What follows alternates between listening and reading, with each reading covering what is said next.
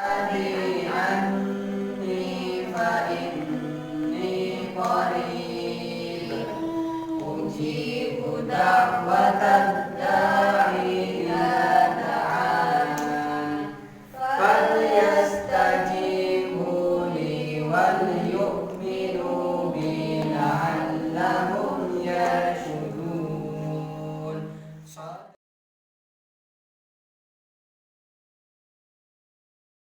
Kita akan mulai tadabbur surat Al-Baqarah, di mana di ayat yang kita baca ini menggambarkan kedekatan Allah bersama hamba-hambanya, sehingga menjadi salah kalau kita merasa jauh atau jauh dengan rahmat Allah, atau kita jauh karena tidak pernah melibatkan Allah dalam kehidupan kita. Padahal salah satu makna yang kita bisa ambil dari surat Al-Baqarah ayat ke-186 itu adalah bagaimana Allah memberikan gambaran wa idza sa'alaka 'ibadi 'anni fa inni qarib. Jikalau ada hamba-hambaku bertanya kepadamu wahai Muhammad tentang aku, maka berilah kabar, katakan kepada dia sesungguhnya aku adalah dekat. Bahkan digambarkan dalam ayat-ayat yang lain bahwasannya kedekatan Allah dengan hambanya itu seperti dekatnya kita dengan urat nadi. Hablul warid itu sangat dekat. Urat nadi sekitar sini lah urat nadi. Semua orang memiliki urat nadi. Nah, dari situ juga kepada iman kita itu akan mendapatkan bagaimana meminta kepada Allah itu dianjurkan, bahkan bagian dari perintah. Baik, saya akan awali dari ayat ke-185. Syahrul Ramadan alladzi unzila fihi al-Qur'an. Di bulan Ramadan itu telah diturunkan dan disitulah diturunkan Al-Quran. Makanya biasanya rame-rame 17 Ramadan itu ada acara Nuzulul Quran. Walaupun berbeda pendapat kapan sebenarnya. Bukankah Al-Quran itu turun itu 23 tahun berangsur-angsur kan gitu ya? Iya. Memang turunnya Al-Quran itu ada dua versi. Versi yang pertama adalah turun langsung duf'atan wahidah, langsung sekaligus. Kapan itu? Disinilah berbeda pendapat. Dari mana turunnya? Dari Lauhil Mahfuz menuju sama dunia, yaitu kemana? Langit dunia. Gitu. Apakah di Ramadan? Tanggalnya tanggal berapa? Perdebatan antara ulama. Yang penting turun gitu ya. Kita tidak usah terlalu banyak berdebat dalam hal-hal seperti itu. Biarkan mereka para ulama yang berdebat ya. Kemudian turun kapan? Di bulan Ramadan, di Lailatul Qadar. Inna anzalnahu fi Lailatul Qadar. Lailatul Qadar itu Lailatul Mubarakah, yang diberkahi. Kita juga pernah tadabbur misalnya Al-Quran itu bukan di bulan di hari ya, di malam yang penuh keberkahan. Berarti klop di Ramadan, Lailatul Qadar dan malam yang diberkahi. Hudan linnasi wa bayyinatin minal huda wal furqan. Artinya apa itu? Sebagai petunjuk bagi manusia, sebagai petunjuk dan penjelas-penjelas, yaitu menjelaskan mengenai petunjuk itu, dan pembeda wal furqan, dan pembeda antara yang benar dan yang batil. Jadi sampean kita semuanya bersyukur. Kalau saja tidak ada petunjuk, maka kita itu samar mau bedakan mana yang benar mana yang batil. Makanya dalam hadis disebutkan innal halala bayyinun wa innal harama bayyinun. Sesungguhnya yang halal itu jelas dan yang haram itu sudah jelas. Wa ma bainahuma umurun mushtabihah. Dan di antara kedua yang halal dan haram itu ada hal-hal yang syubhat, yang mana orang kalau nggak belajar nggak tahu, dia nggak bisa bedain antara riba sama bukan riba. Dia kira itu adalah modal, tapi pada akhirnya adalah riba. Dia kira itu adalah jual beli, ya, padahal di dalamnya ada riba. Bahkan arisan ini riba, ada riba. Arisan? Iya. Ada yang bermodal riba. Jadi modelnya itu model riba. Kenapa? Karena miskinnya ilmu, tidak mempelajari petunjuk yang sudah Allah berikan dalam Al-Quran dan sunnah-sunnah Rasul. Maka kita bersyukur punya Al-Quran 30 juz, tidak pernah diamandemen, tidak pernah ada penambahan dan pengurangan sampai hari kiamat nanti 30 juz. Padahal kalau kita lihat undang-undang bisa diamandemen. Undang-undang dasar berapa kali diamandemen? 4 kali.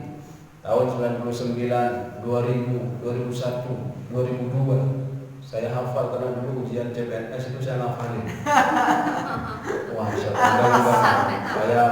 kayak ngapalin hadis ya. Bukan undang-undang dasar 45. Jadi begitu teman-teman. Bersyukur kita. Maka di sini ada perintah puasa. Semuanya berpuasa ya. Mana dalilnya perintah puasa? Di sini di ayat 185 Allah berfirman, "Faman syahida minkumus syahra falyasum." Faman bagi siapa orang syahida yang hadir menyaksikan minkum di antara kalian asyhara, yaitu bulan Ramadan, falyasumhu, maka wajib puasa. Kecuali sampai tidak kuat, bisa puasa setengah hari. Hijau sare. Kita puasa kalau belum balik nggak apa-apa. Karena kalau diingat-ingat ngaji takribnya gimana takrib?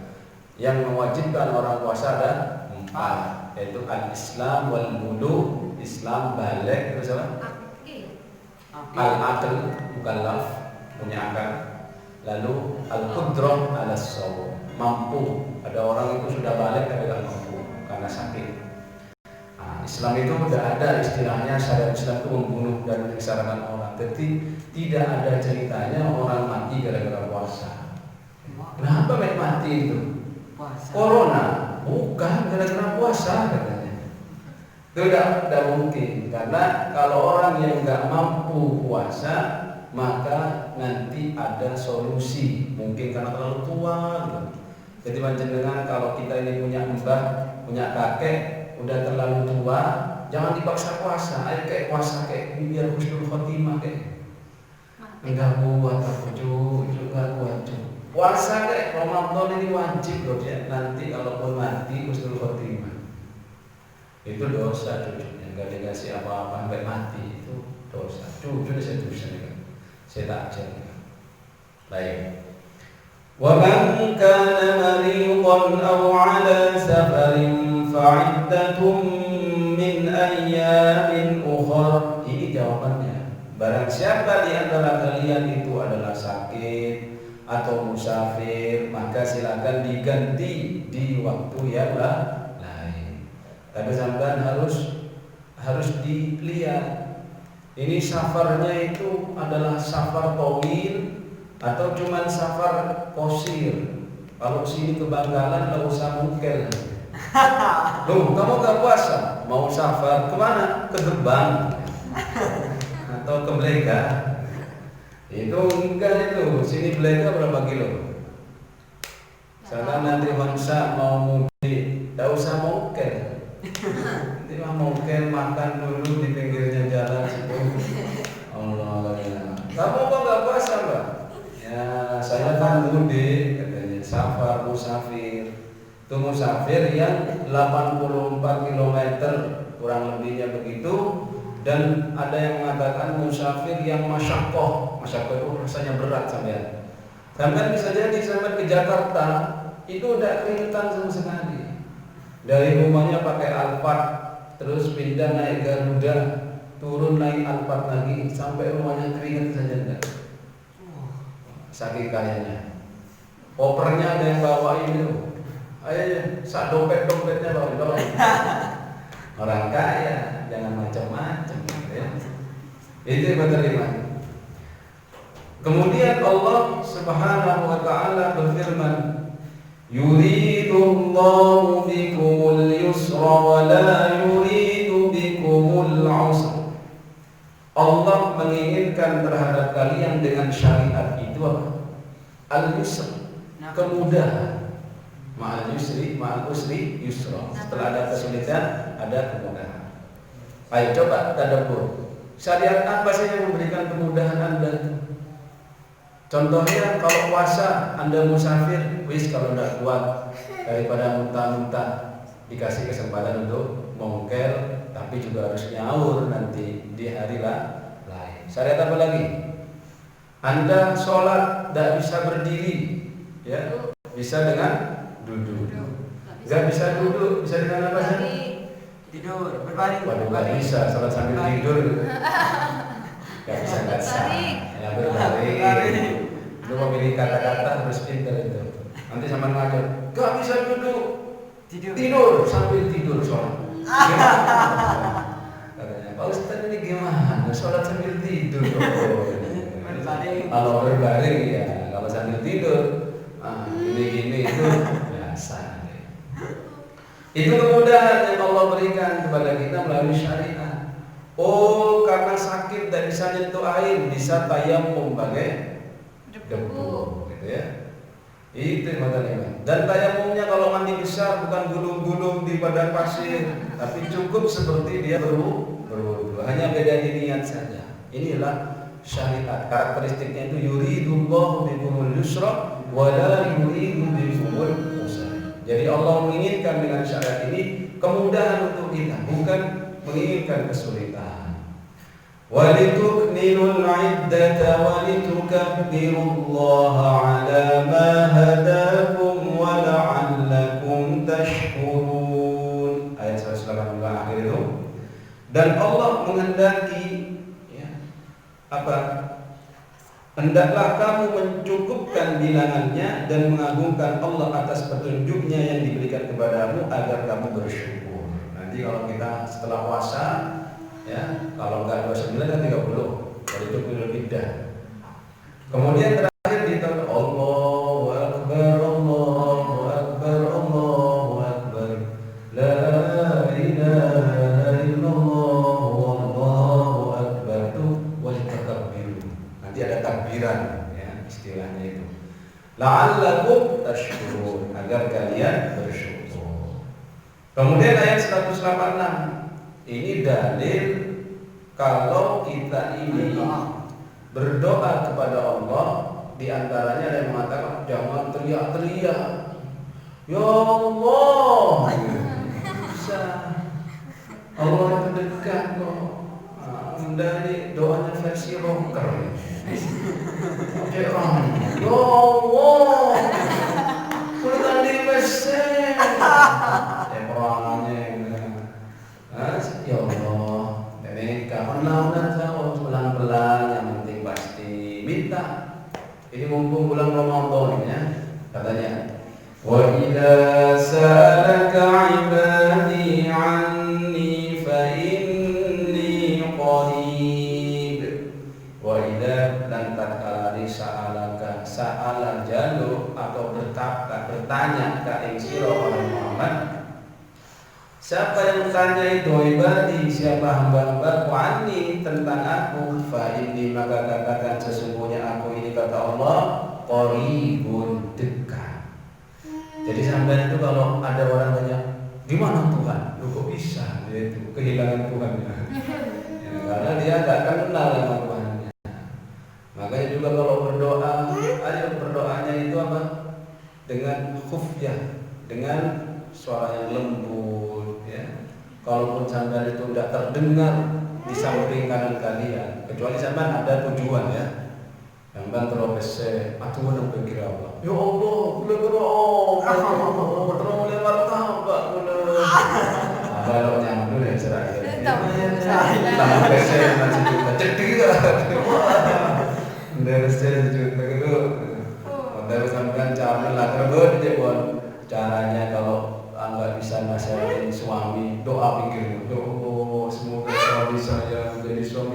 soleh. Suami tersinggung. Kenapa anaknya? Oleh bapak dosa. Lambat juga begitu. Banyak cara untuk menyampaikan kebenaran dengan cara yang halus dan santai, lembut begitu. Banyak. Maka berdoa kepada Allah itu wa idza sa'alaka 'ibadi 'anni fa inni qarib dekat. Ujibu da'watad da'i idza da'an. Ini janji Allah. Innaka la tukhliful mi'ad. Allah enggak akan menyelisih janjinya. Ya. Jadi kalau sampai sudah minta, kasih. Tapi juga harus diperhatikan apa saja hal-hal yang bisa menghalangi doa kita terkabulkan. Apa contohnya? Makan haram. Makan makanan yang haram, pakai pakaian yang haram, apalagi banyak, ya. Jadi buat teman-teman sekalian, uji da'watad da'i idza da'an, bahwasannya Allah Subhanahu wa taala berfirman, aku mengabulkan da'watad da'i, doanya orang yang meminta. Idza da'an, kalau dia itu meminta kepada aku. Falyastajibu li wal yu'minu bi la'allahum yarshudun. Hendaklah mereka itu memenuhi perintahku dan beriman kepadaku agar mereka memperoleh kebenaran. Nih, hati-hati. Cek nyaman, ambil enak sendiri. Kalau urusan minta ke Allah kenceng, tapi urusan beribadah tidak mau. Allah kalau mau ujian doanya kenceng, ya. Tapi kalau nggak ujian, nggak pernah doa. Itu ibadah iman jemaah sekalian yang harus diperhatikan. Ibadah iman jemaah sekalian, kemudian dari situ juga kita bisa mendapatkan bahwasannya doa itu perintah dan doa itu merupakan adab dari seorang hamba terhadap kholiknya. Kalau ada orang yang mengatakan uang nggak usah doa, Allah Maha tahu apa yang kita minta. Ini para teman, teman sudah punya doa khusus. Kenapa ya? Allah. Bersahaja dengan Allah itu lebih semanis. Ini pacuan guna. Allah. Menicam-nicam. Tapi orang dekat orang, tuh anak orang. Ini solehan. Manis keng wakil kelihatan boyo. Jangan poros. Jadi silakan nanti minta dari sekarang. Saya dulu juga ketika kuliah, padahal nggak ada pikiran mau nikah, masih fokus dengan kuliah gitu, sudah dinasihatin oleh saya. Minta sama dia sama Allah, minta tujuan saya raja manfaat saya barokah saya soleh. Saya itu aduh minta setia ya, cek kilo kepikiran saya ini. Setelah saya merenung-renung, kan saya masa minta sekarang ya, kan belum ada hasrat untuk menikah. Ternyata kita kan tidak tahu doa mana yang dikabulkan. Apakah sebelum nikah atau setelah nikah atau gimana, kita tidak tahu. Kita pokoknya berdoa aja sebagai tazallul, bentuk merendahkan diri kita kepada Allah. Nanti kalau sampai nggak minta seperti itu, jangan-jangan Allah itu ini sombong hambaku ini, nggak pernah minta kepada aku. Bedakan loh ya, Allah itu khalik, beda dengan makhluk. Kalau sampai makhluk diminta itu risih lama-lama. Ya benda, dan ya, udah coba nih yang jadi adik minta ke kakaknya, dididik kak, terus dengan apakah, minta hubungan kak, beri. Besok kak, minta boleh kak, minta lagi, aduh kak, minta boleh ya.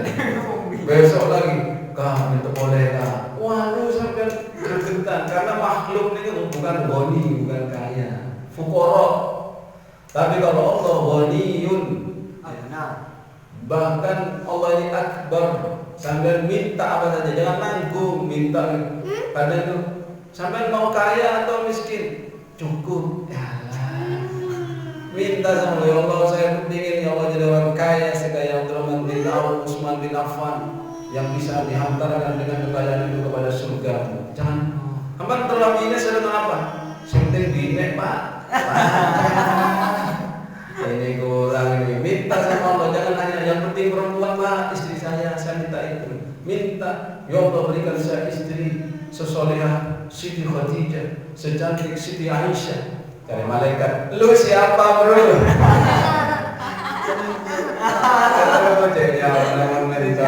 Ya Allah, minta sekaya, sedewasa Siti Khadijah, secantik Siti Aisyah. Anda sendiri bukan Nabi Muhammad lagi. Allah, Pak Sarmat kata malaikat, pantaskan diri Anda. Ya sampai kalau berdoa itu ya harus ngaca-ngaca dikit lah. Ya karena kita ini malu sama Allah itu. Kadang orang itu kan minta sesuai keinginan, tidak sesuai kebutuhan, ya kan? Misalkan sampai ini grade secara fisiknya kan 6,5. Ya jangan terlalu minta yang 9,5, fitnah. Nanti sampai ke pasar, sampai penilaian orang nih. Kalau penilaian Allah semuanya itu cantik, semuanya tampan. Ini hanya casing, nanti masuk surga ganteng-ganteng, cantik-cantik. Nah, penilaian orang kan ada yang cantik muttafaq alaih, ada yang doif, kayak gitu. Doif ini cantiknya ini ya. Ada yang muttafaq alaih. Tanya 100 orang cantik. Nabi Yusuf gitu, itu gantengnya muttafaq alaih.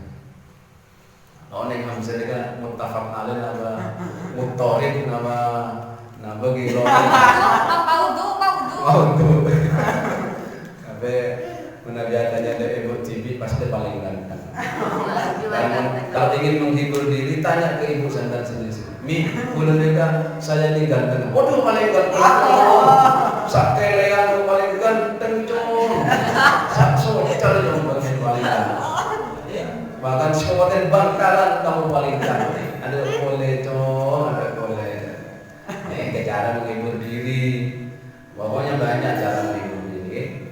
Pokoknya minta itu jangan terlalu narget kepada ibadah, jangan terlalu maksa. Ya, minta yang tinggi. Kemudian ya Allah, jika apa yang aku minta itu adalah maslahat untuk saya, kabulkan secepatnya ya Allah. Kalau memang itu belum maslahat bagi saya, silakan ya Allah tangguhkan ketika di akhirat nanti. Saya yakin kalau dari nagalan turun, coba maksa, jangan maksa, jangan minta istri yang manis. Ya Allah, saya itu suka sama anak tetangga itu ya Allah. Manis gula merah. Kalau memang bukan jodohku ya Allah, tuliskan sebagai jodohku.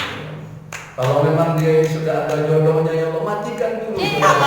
Biarkan saya yang menikahi. Wah ini maksa ya, jangan terlalu maksa gitu. Ya, minta saja yang sesuai dengan aturan syariat, sesuai kebutuhan, insya Allah digantikan. Itu insya Allah. Saya kira cukup ya, nggak usah lama-lama. Ada yang mau memberikan petunjuk lagi dalam artian dari tadabbur ayat ini? Silakan.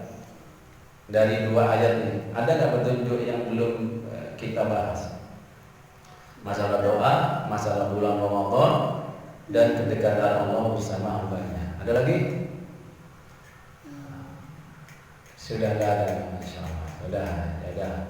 Kalau memang tidak ada, kita tutup dengan doa kafaratul majlis. Semoga kita dijadikan orang-orang yang senantiasa dekat dengan Allah, meminta kepadanya sebagai bentuk ibadah, karena doa ibadah, doa mukhul ibadah. Doa itu inti dari ibadah. Sama kalau lihat semua ibadah, sholat artinya doa, haji doa, dan doa itu ada waktu-waktu mustajabah. Ramadan ini waktu yang mustajabah, silakan berdoa. Dan lebih mustajabah lagi ketika di waktu sahar, waktu sahur sepertiga akhir malam. Jadi sebenarnya 10 hari Ramadan ini jangan keluar-keluar dari Masjid An-Nuriyah. Sering-sering di masjid daripada di luar masjid. Itu di masjid i'tikaf, banyak bertadabur, berdoa, setiap ngaji tadabbur ada apa minta. Ya Allah, saya ingin seperti ayat ini. Baca ayat surga minta, ya Allah semoga saya jadi ahli surga seperti yang disebutkan di sini. Baca ayat neraka minta, sampai ya Allah saya berlindung kepada dari neraka. Baca apa tadabbur, kualitasnya ditinggikan. Dan di bulan-bulan Ramadan, ini mustajabah. kemudian di sepertiga akhir malam mustajabah, di waktu berbuka puasa itu mustajabah. Kemudian hindari hal-hal yang bisa mengakibatkan doa-doa kita terlarang atau tertolak, ya, pakaiannya haram, makannya haram, ya, itu kan banyak itu yang membuat doa orang itu tidak terkabulkan. Ya, semoga doa kita ini terkabulkan. Kita juga doakan kepada orang-orang yang soleh, solehin, orang tua kita, karena doa orang tua dan anak itu juga mustajab. Dan juga ketika kita safar mungkin sedang kemana juga itu mustajab dan seterusnya insyaallah. Apalagi nanti kita bisa ke tempat yang mustajab seperti Raudhah, ya, dan di Makkah Al-Mukarramah di sekitar Multazam situ, ya, itu insyaallah mustajab. Atau doa setelah kita sholat itu juga mustajab. Kita tutup dengan doa bertulis Subhanallah